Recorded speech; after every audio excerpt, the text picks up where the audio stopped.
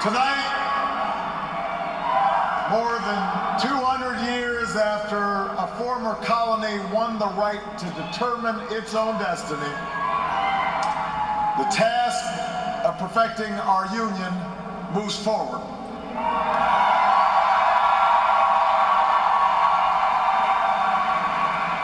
It moves forward because of you. It moves forward because you reaffirmed the spirit that has triumphed over war and depression, the spirit that has lifted this country from the depths of despair to the great heights of hope, the belief that while each of us will pursue our own individual dreams, we are an American family and we rise or fall together as one nation and as one people.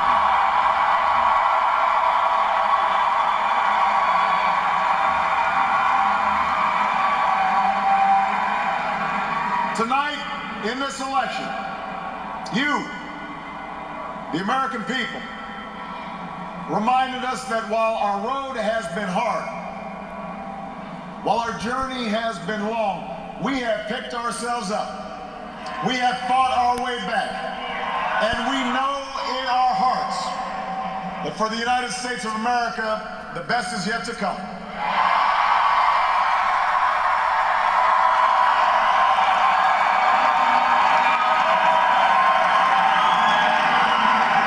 I want to thank every American who participated in this election.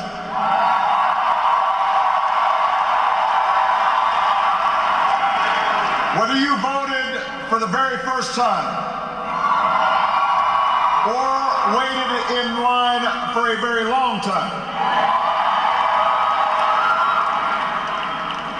By the way, we have to fix that.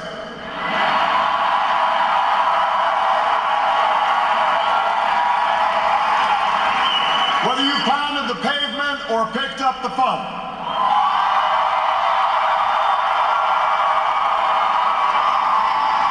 Whether you held an Obama sign or a Romney sign, you made your voice heard, and you made a difference. I just spoke with Governor Romney, and I congratulated him and Paul Ryan on a hard-fought campaign.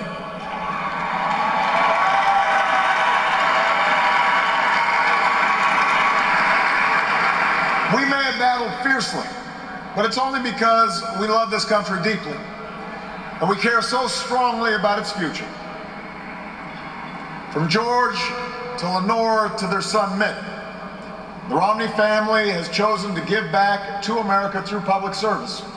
And that is the legacy that we honor and applaud tonight.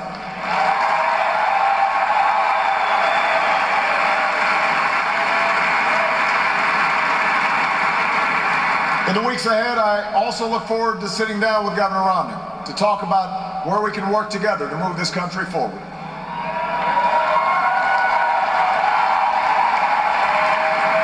I want to thank my friend and partner of the last 4 years, America's happy warrior, the best vice president anybody could ever hope for, Joe Biden.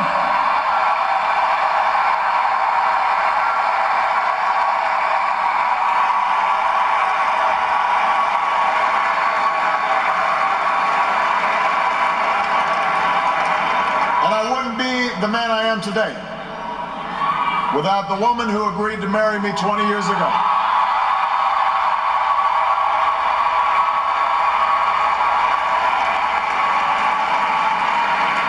Let me say this publicly, Michelle, I have never loved you more. I have never been prouder to watch the rest of America fall in love with you too, as our nation's First Lady.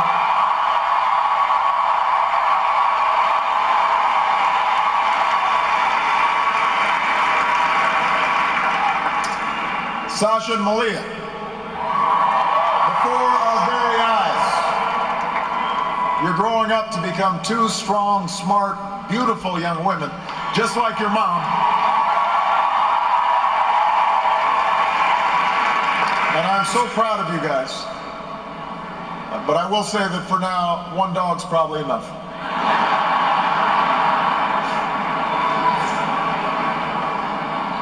To the best campaign team and volunteers in the history of politics.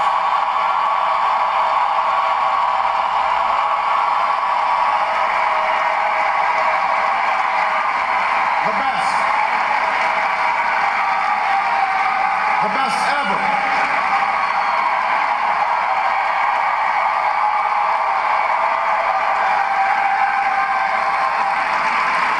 Some of you were new this time around, and some of you have been at my side since the very beginning.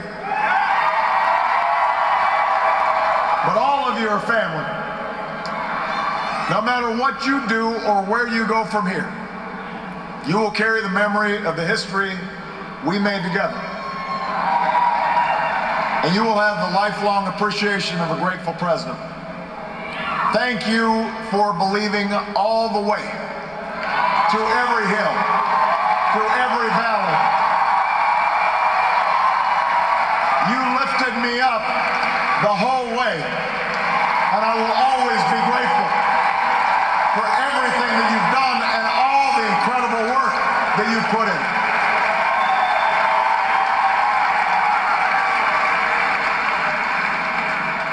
I know that political campaigns can sometimes seem small, even silly. And that provides plenty of fodder for the cynics who tell us that politics is nothing more than a contest of egos or the domain of special interests. But if you ever get the chance to talk to folks who turned out at our rallies and crowded along a rope line in a high school gym, or saw folks working late at a campaign office in some tiny county far away from home, you'll discover something else. You'll hear the determination in the voice of a young field organizer who's working his way through college and wants to make sure every child has that same opportunity.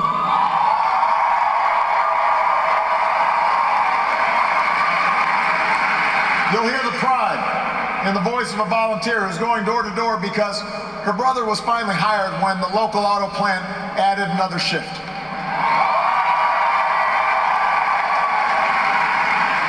You'll hear the deep patriotism in the voice of a military spouse who's working the phones late at night to make sure that no one who fights for this country ever has to fight for a job or a roof over their head when they come home.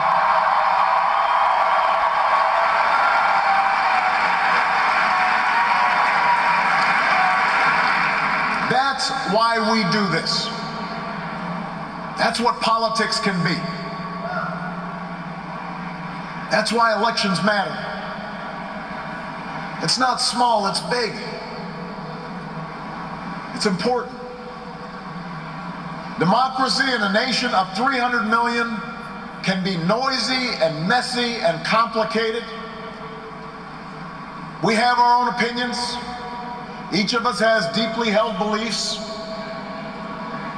And when we go through tough times, when we make big decisions as a country, it necessarily stirs passions, stirs up controversy. That won't change after tonight, and it shouldn't. These arguments we have are a mark of our liberty. And we can never forget that as we speak, people in distant nations are risking their lives right now just for a chance to argue about the issues that matter. The chance to cast their ballots like we did today.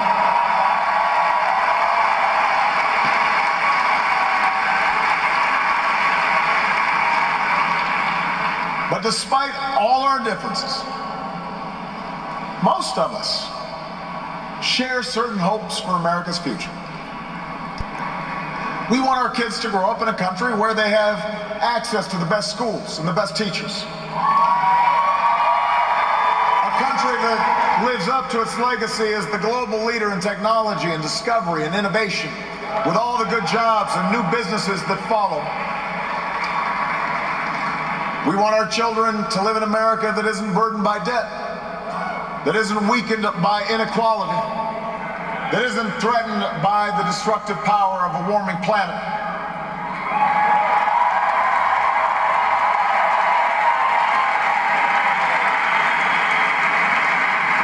pass on a country that's safe and respected and admired around the world. A nation that is defended by the strongest military on earth and the best troops this world has ever known.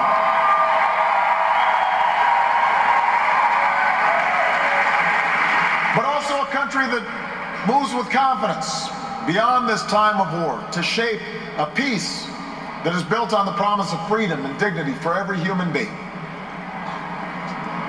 We believe in a generous America, in a compassionate America, in a tolerant America, open to the dreams of an immigrant's daughter who studies in our schools and pledges to our flag.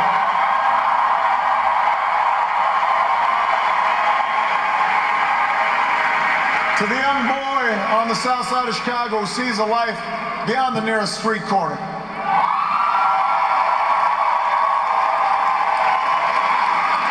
To the furniture worker's child in North Carolina who wants to become a doctor or a scientist, an engineer or an entrepreneur, a diplomat or even a president.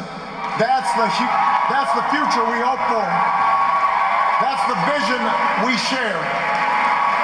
That's where we need to go. Forward. That's where we need to go.